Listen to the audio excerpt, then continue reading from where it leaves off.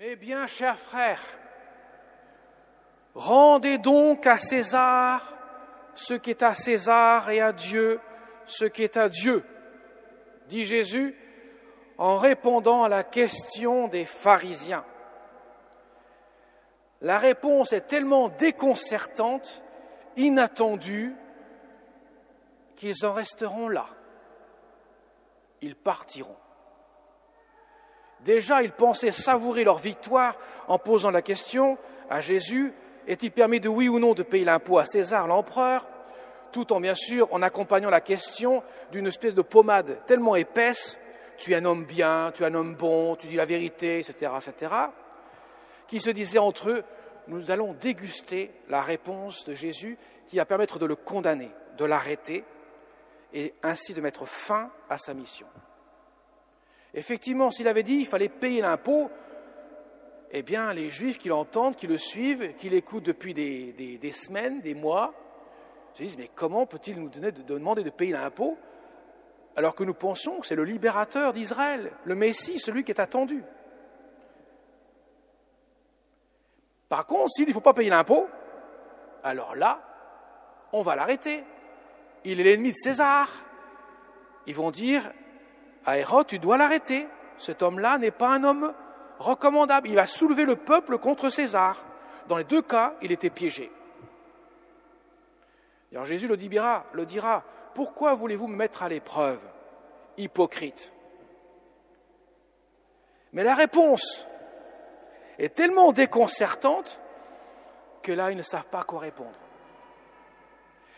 Et à cette occasion-là, Jésus va nous révéler quelque chose de fondamental, quelque chose même de révolutionnaire dans la religion. Trop souvent, les temps qui précèdent, le religieux, c'est une sorte de pratique de rite, d'acte, mais qui peut être complètement déconnecté de notre esprit, de notre volonté, de notre cœur. On accomplit le rituel, les actes, et on pense qu'on est en bonne posture devant Dieu. Telle est l'attitude des pharisiens, mais aussi de toutes les religions animistes, etc. On croit, en fait, en quelque sorte, que dans la nature, il y a une espèce de fusion avec la divinité, de telle sorte que l'on respecte un rituel pour avoir de bonnes récoltes, pour avoir la puissance sur ses ennemis, etc., etc. Et là, Dieu nous dit, Jésus, il y a une distinction entre le temporel et le spirituel. Ça ne veut pas dire que c'est complètement séparé. Ça se distingue. Dieu n'est pas la nature, le temporel, et le temporel n'est pas Dieu. La première conséquence, c'est qu'effectivement, on ne pourra pas attribuer à Dieu les catastrophes qui se produisent dans le monde comme une volonté divine, les tremblements de terre, les maladies, etc. Le temporel a ses lois propres. Même si Dieu a créé ce monde, il a doté de lois, alors qui ont bien sûr, on en pris un coup dans l'aile avec le péché originel, du moins l'homme en subit les conséquences, ce qui n'était pas le cas avant. Lui qui était préservé de tout maux et qui connaissait une vie éternelle, enfin pas une vie éternelle, mais une vie immortelle, pourrait-on dire. Éternité, c'est encore autre chose. Voilà, c'est une des premières conséquences. Ce qui a d'ailleurs permis au développement de la science, des techniques, parce que l'homme a pu chercher quelles sont les lois propres qui sont inscrites dans la nature, qui permet ainsi le développement des sciences.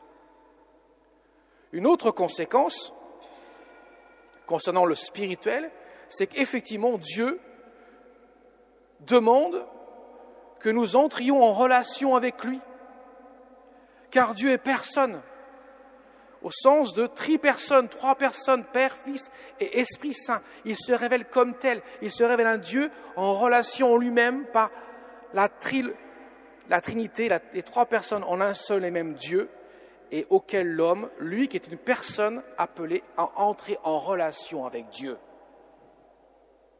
Et vous savez que le mot personne, le concept même de la personne, est un mot chrétien.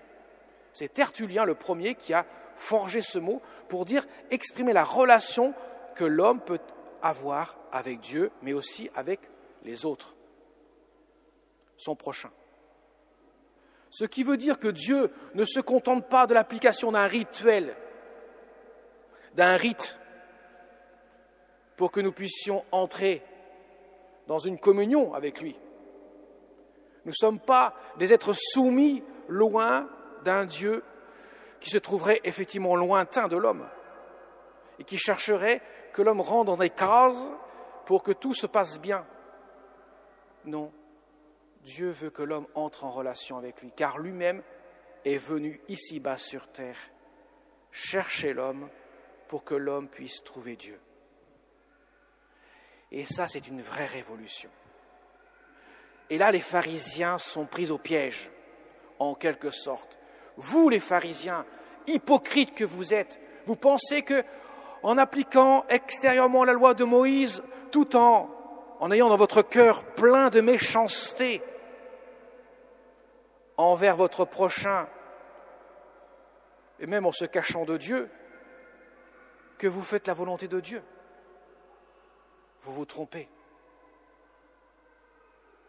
Toi, le pharisien, qui méprise le publicain et la prostituée, parce qu'ils ont une vie qui n'est pas conforme à ce que Dieu parle dans la loi de Moïse. Et toi, tu penses qu'en appliquant cette loi de manière très extérieure, que tu es en pleine communion avec moi. Mais tu es hypocrite. Ton cœur vocifère. Ton cœur est mauvais. Alors que le publicain et la prostituée, qui reconnaissent leur faute, qui te frappent la coulpe devant moi, demandent pardon et changent leur cœur. Ceux-là sont plus proches de moi que de toi-même qui penses être un homme bien. C'est une vraie révolution, mes chers amis. Il ne faut pas s'étonner qu'à ce moment-là, ils n'ont pas compris, ces pharisiens, ils ne comprennent pas. Jésus bouleverse tellement les choses qu'elles ne leur paraissent pas si évidentes que cela. C'est la foi chrétienne, peu à peu, qui va par osmose faire monter dans le cœur l'élan d'amour dans les cœurs, qui permettra à la conscience collective de prendre conscience qu'il ne suffit pas seulement de faire des choses pour Dieu, mais il faut faire la volonté de Dieu. Il faut laisser Dieu pénétrer mon cœur de sa présence. Et ça, il y avait un petit reste, celui qu'on appelle le petit reste d'Israël, à commencer par la Vierge Marie, mais ses parents, Sainte Anne, Saint Joachim, Saint Jean-Baptiste et tant d'autres, les prophètes bien sûr, tout cela avait pris conscience que Dieu entrait en relation avec eux, qu'il voulait établir sa demeure dans les cœurs, pour que les cœurs puissent être transformés par Dieu et que, comme saint Paul l'a dit dans l'Épître aux Galates, que ce n'est plus moi qui vis, c'est le Christ qui vit en moi. C'est ça le secret, la sainteté. Et trop souvent encore, nous avons une perception où nous entendons dire la sainteté, ce serait celui qui ferait des miracles ou celui qui ferait des choses grandioses, comme si tout était dans l'apparence. Non, la sainteté, ce n'est pas autre chose que de faire la volonté de Dieu, autrement dit de laisser Dieu vivre dans mon cœur, car c'est Dieu qui agit. De telle sorte d'ailleurs que lorsque nous fêtons un saint, ne fêtons pas les mérites du saint,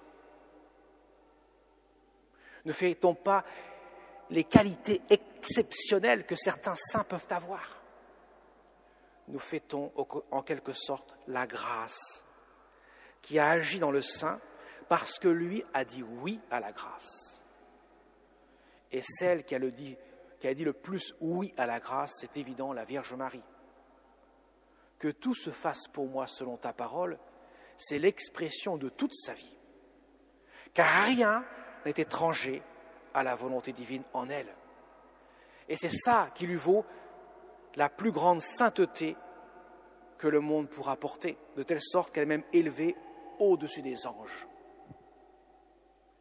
Ainsi, mes chers amis, pour conclure, être saint, c'est pas compliqué à comprendre, c'est très compliqué à vivre, ça certes, parce que nous avons des tendances, on appelle ça la concupiscence, l'attrait du péché, des tendances à ne pas vouloir nous conformer à cause de l'orgueil, qui est toujours comme une espèce de racine, la mauvaise herbe, qui veut toujours s'implanter dans notre cœur, qui nous empêche de laisser pleinement agir Dieu de telle sorte que nous puissions dire toujours oui à Dieu. C'est ça la sainteté, laisser faire Dieu dans mon cœur, dire toujours oui à Dieu.